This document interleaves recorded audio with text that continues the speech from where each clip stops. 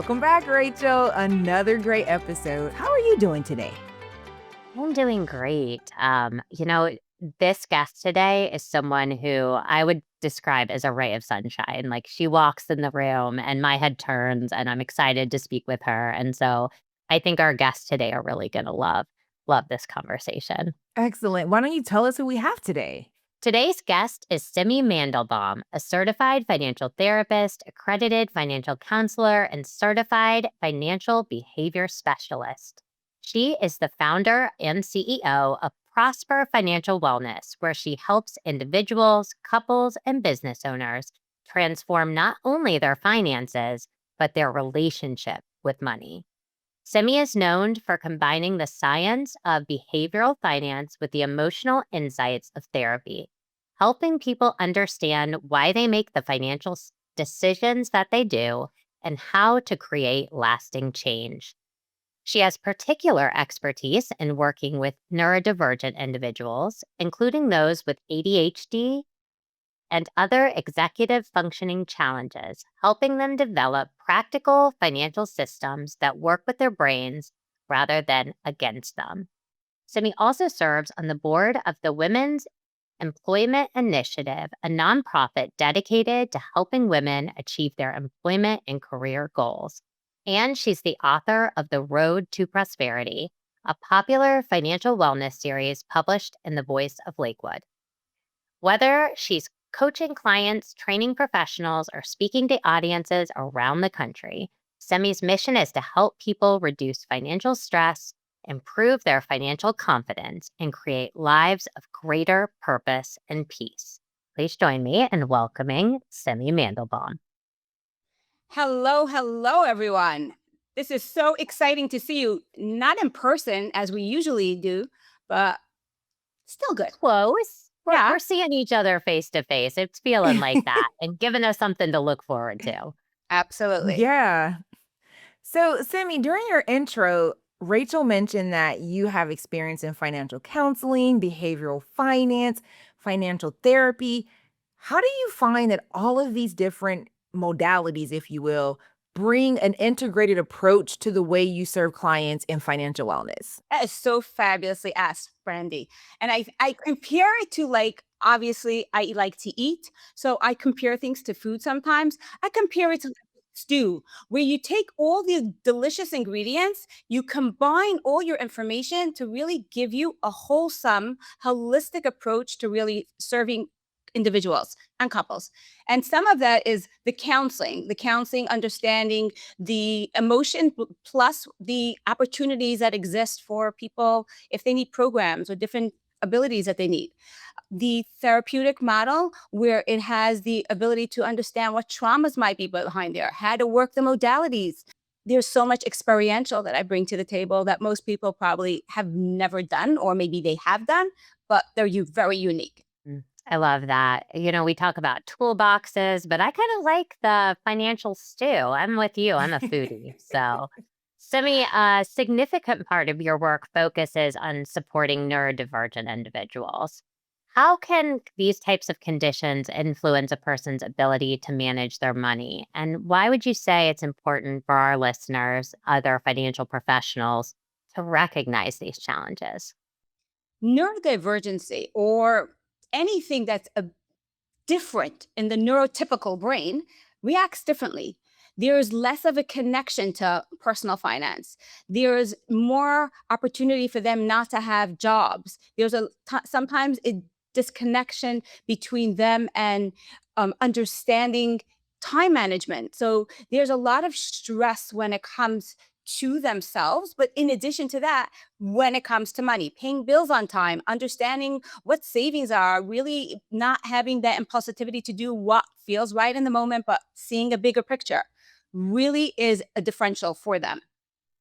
Simi, that's got me thinking, as a financial professional, what are some ways I can support clients who present neurodivergent? And what should I even look for to know that this client may need additional support? So many people don't even know they're neurodivergent. So this is not about actually labeling them or saying, oh, there's something wrong, or, what's going on for you. It's the insight that I had was I thought I built this fabulous way of assisting people.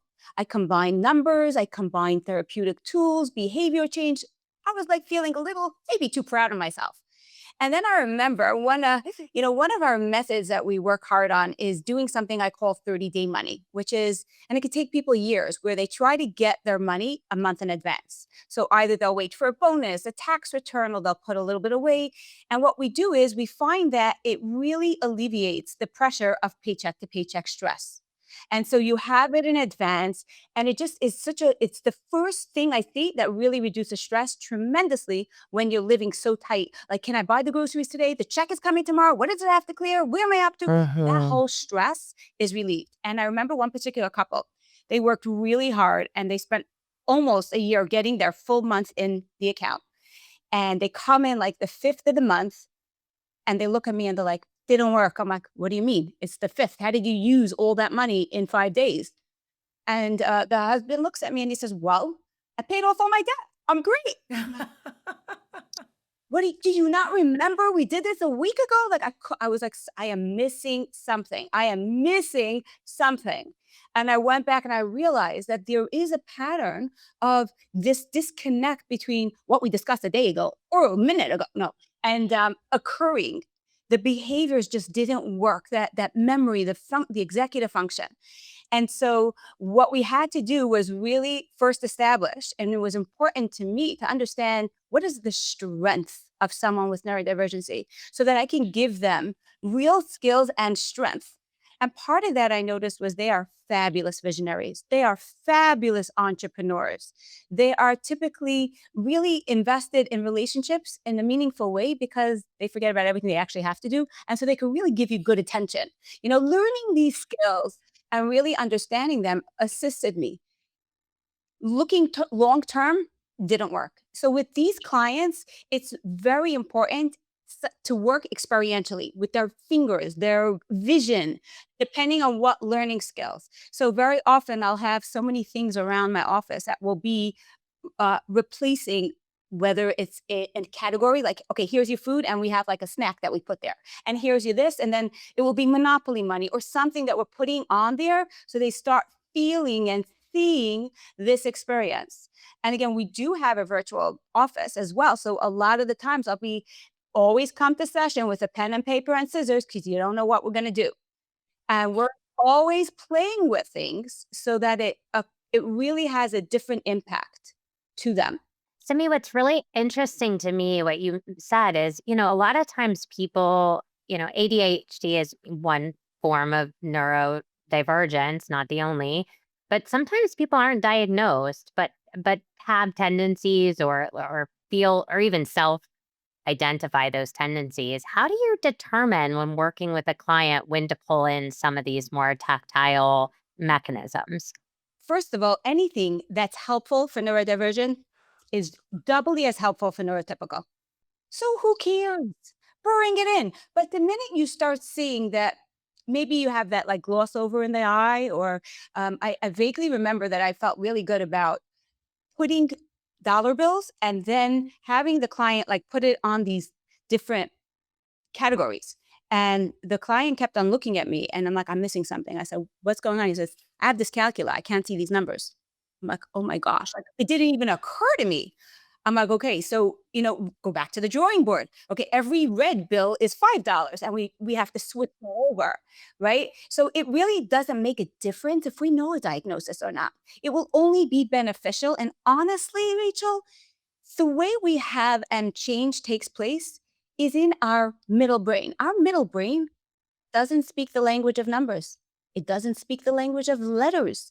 It speaks the language of feelings and pictures.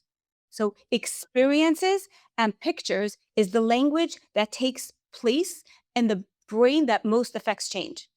And so anything we're doing, if we can bring it more to fruition, and we'll have different things at the end where we have some good stuff that we'll put into that below here, those links to help bring money to fruition. Like you really get it in a gamified, fun way.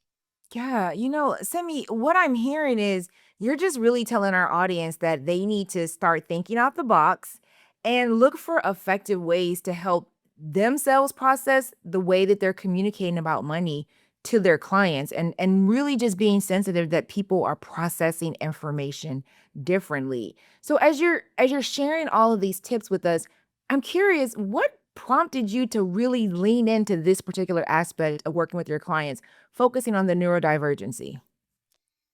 So here again, I'm patting myself on the back, doing really well. One thing, okay, one couple had a problem, but really, so that's one person. And then I'm saying, you know what? No, it's not one person. There's a lot more people. And even Brandy, the way you mentioned, processing differently. So what does that mean? Someone could be neurotypical, but process it differently. They don't process it visually. They don't process it auditorially.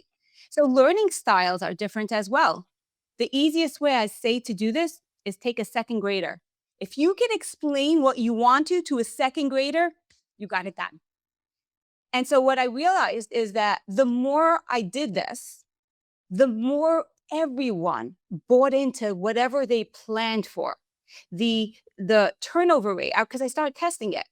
So whether it was real, or meaning whether they were diagnosed, or I just felt that there was resistance to what we were saying, it was a different experience. It's almost like they detached from themselves for a moment. It's not about their money, it's about this fun activity.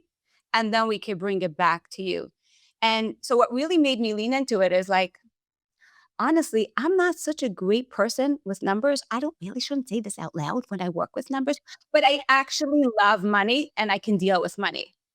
So if I, man, I gotta figure it out. It. That's really what allowed me to lean in to see there are so many people that struggle, because the people that are coming here, if they know how to do it right, they can go on YouTube and figure it out. They're coming here because it's not working. I think it's funny that you say, I don't love numbers, but I love money. And I think it's because money is a means to something. I think I remember taking a statistics class in college, and like the math statistics versus the business statistics, it's so different because you're actually applying it to something that's meaningful and that is working for you. And I think that is helping people who are like, I'm not good at numbers, you can still be good with your money. I think there are bridges we can help people get to. So I love that. And I think it's okay to be vulnerable and say that. Thank you. And by the way, AFC was really my first introduction to the fact that I did have an uncomfortable feeling about numbers. And I was like, Yeah. can I actually do this? I don't know. Like, let's try it. I think there's such an important need, but can I do it? So it was really so helpful to see that I can learn it. I'm not learning deficient. Just wasn't my thing.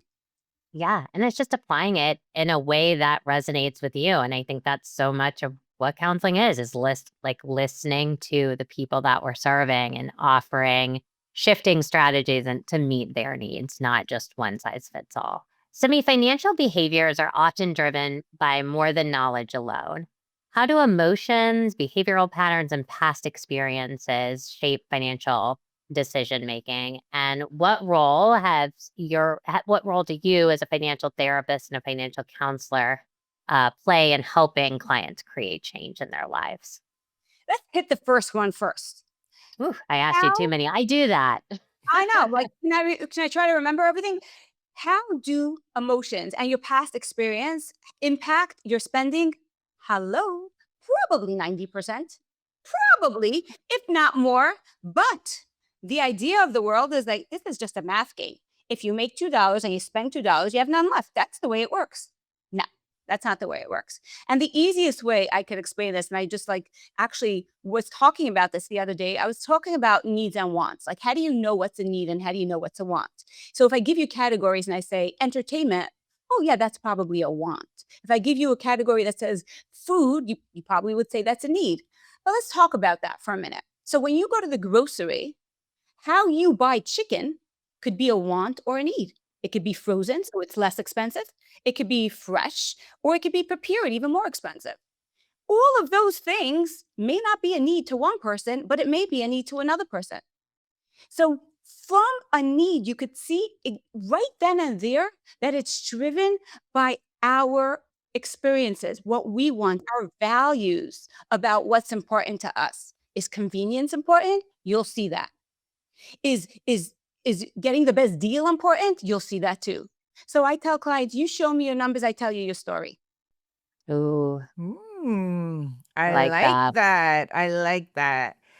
Semi, so thinking about those that might be listening, what are some practical or best practices that you would recommend for financial counselors or coaches to create more of this inclusivity in their practices? Because what I'm taking away from you is like really inspiring to just think differently about how we are connecting with our clients. So, what would you say to a financial professional? Some things that they can maybe start doing today to make their practice more inclusive. Well, first of all, thanks, Brandy. Don't jump on it. Just because I said it doesn't mean you have to do it. But This is because true. yeah, I think that so often we're so excited with a new tool that we neglect the most important thing, which is to understand the client. So here Mm. I am, the client walks in and I already have my toolbox, can't wait to use it. I didn't even hear what he said. I already took everything out. Wrong, wrong. The first key is really making sure you build the rapport that you get the client.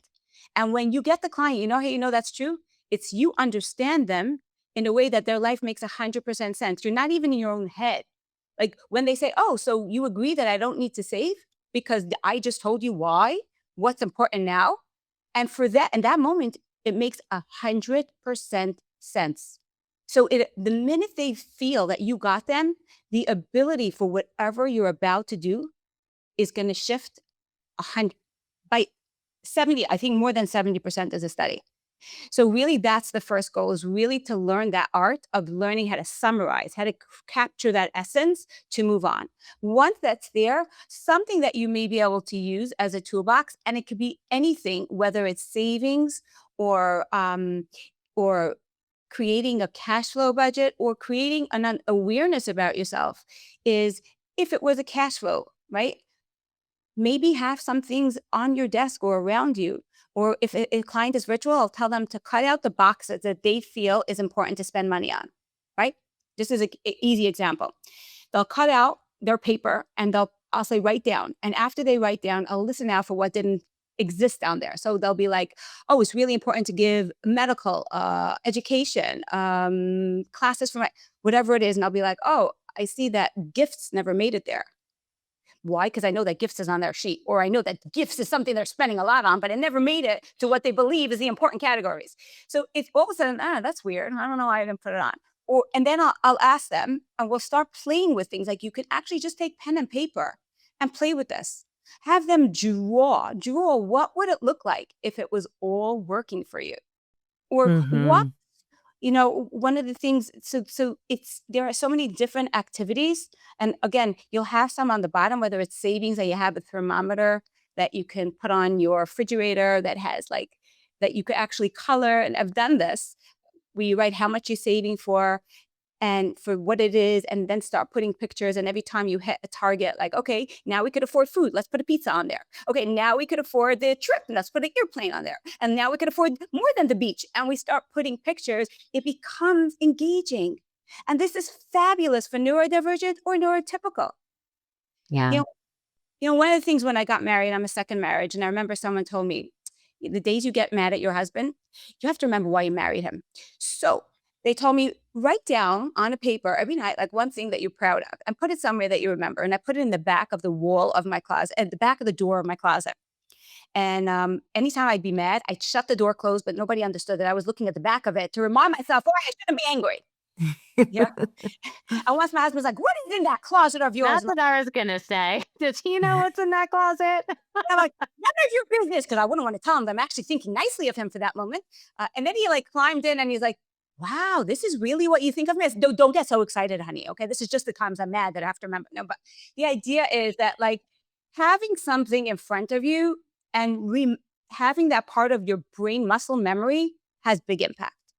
Simi, on the wall behind you, you have a sign and it says, "Goodbye, overwhelm. Hello, confidence." And I love that tagline. And I think that's at the core of your mission and the work that you do.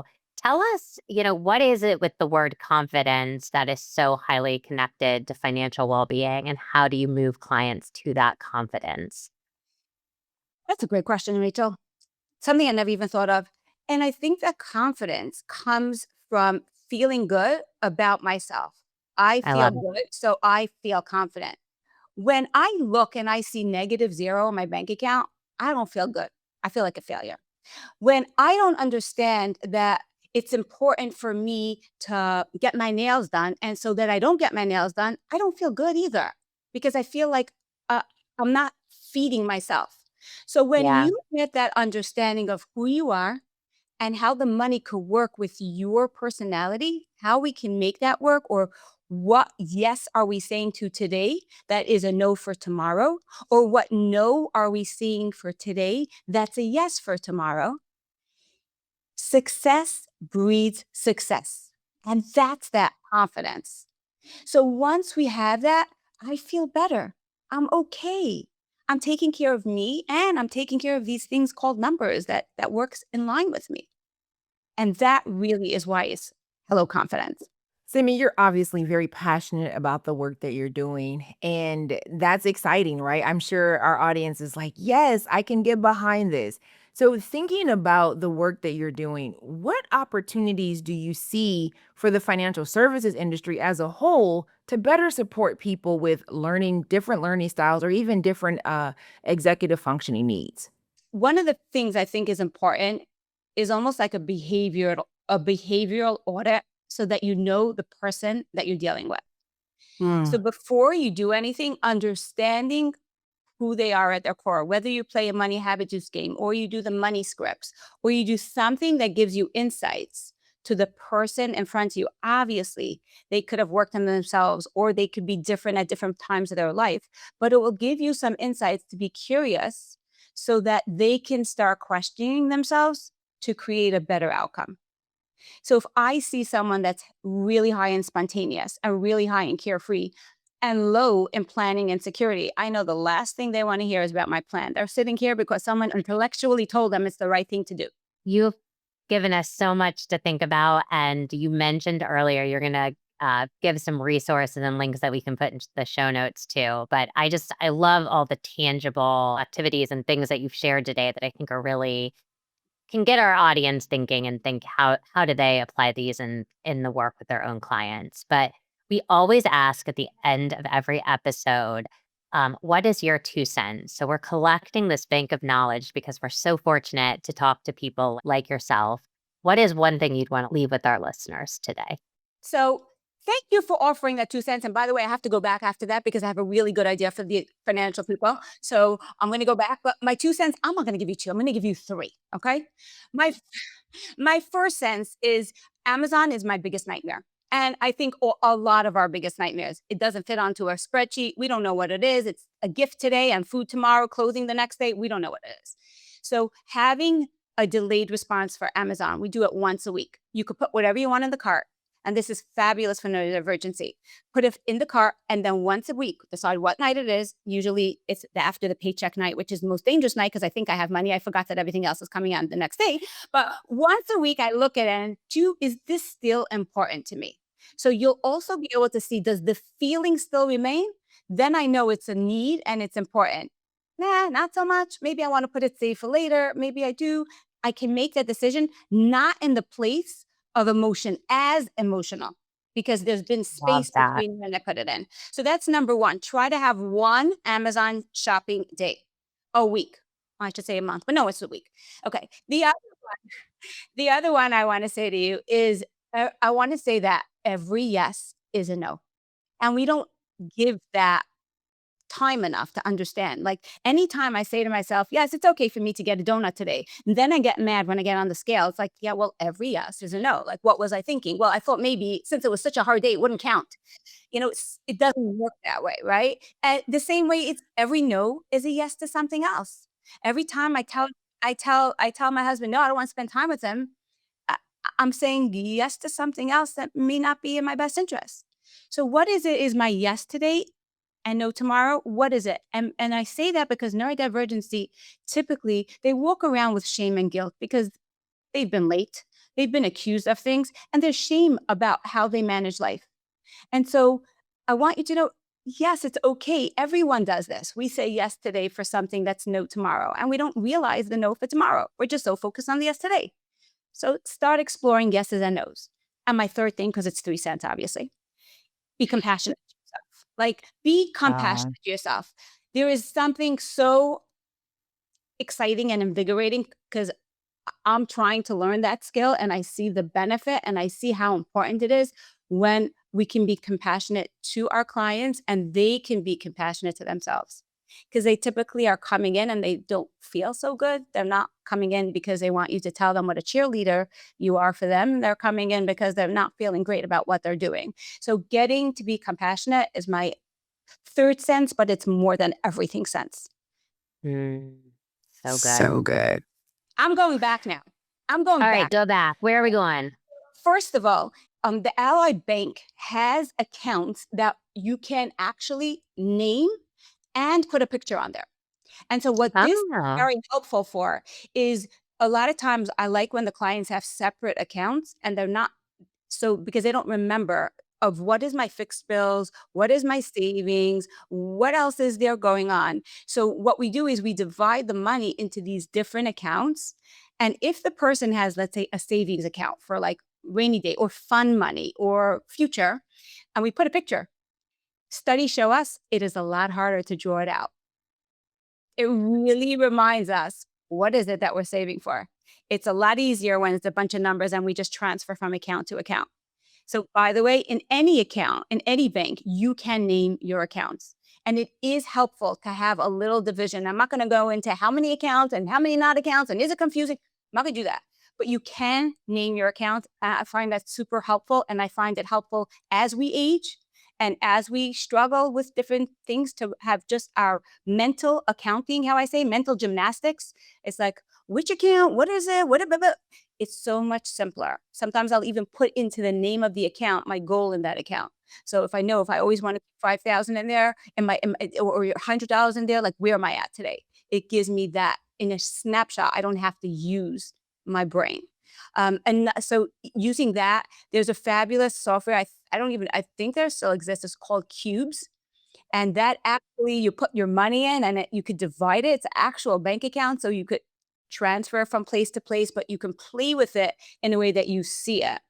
And that's super, super helpful for financial professionals to know that they could support in a place that they don't feel like they can support their clients to set things up in a system that works. And again, when you're working with neurodivergency, you want to remember what I say the saver model, which is it's simplistic, it's easy, it's accessible. I can have it on my phone or near me or have access to it. It's realistic. It's something I could actually what SAV actually visual. I can see it instead of just read it. It's a visual experience. It's engaging. So talk about those pictures. Talk about things that I want to do with my kids.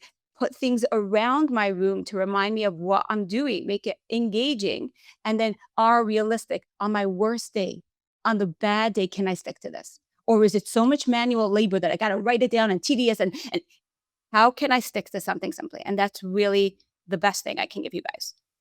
oh, I love that. I love the fact that there are organizations out there that are working with different types of learners and focused on things, using the research that exists to develop smarter technology that we can use to better serve our clients.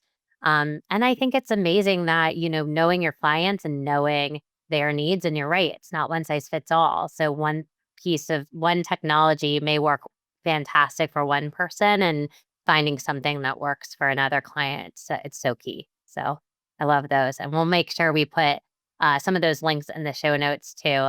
Semi is full of resources. Um, so Semi, for those who are listening today and are feeling as jazzed up as we are and want to connect with you, where can they reach you? You can reach me almost anywhere in the grocery store, on the path to go, I'm hiking, or anywhere. No, I'm kidding. Well, I'm on LinkedIn. We have a website. My email, Simi at Prosper. So it's Simi. Well, I want to say Simi, but it's Simi at Prosper, which is PROS. As you see, PR. There's no E for no excuses.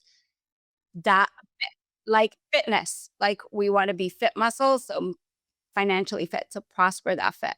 You can reach me there on our website, www.prosper.fit, and anywhere else you see me. Please, if you see me, say hello. Oh, fantastic. Thank you so much for joining us, Semi. Thank you for this opportunity. Oh, wait, Rachel. I mean, I know we say it, but today I'm sure our audience can definitely connect with what an exciting episode this has been. If I could have paid attention to the interview and taken notes at the same time and typed in my task list, I would have done all the things, but I was just locked and loaded because Simi gave such amazing resources and great insights. I know a lot of our listeners are financial professionals, and we're always looking for ways to better serve our clients. Make no mistake, this is the episode you want to bookmark, save it, and refer to it again because I agree with what she said. If you're focused on making sure that your products and your programs are accessible to all learners, then you really will make sure that neurodivergent clients get what they need, which in turn will benefit neurotypical clients. And so it's just a win-win for our clients, which I believe is really the heart of us for which I really believe is the heart of financial professionals. We want to be the best service to our clients that we can be. And so this is a great episode. Brandy, I couldn't have said it better. I listen to podcasts when I'm walking or doing the dishes feel like this should be a disclaimer at the front of this show. Like, sit down, grab a notepad, right? This is me on my morning walk, like opening my notes app as I'm listening. So these are the kind of episodes I enjoy so much. It's such a reminder of the work that we do and why it's so important and just how much we can learn by connecting with others in this community. And so it's really the reason we bring real money, real experts to our listeners is because when we get to listen to different perspectives and different people in the work that we're doing, it only widens our minds to all of the things that we can learn.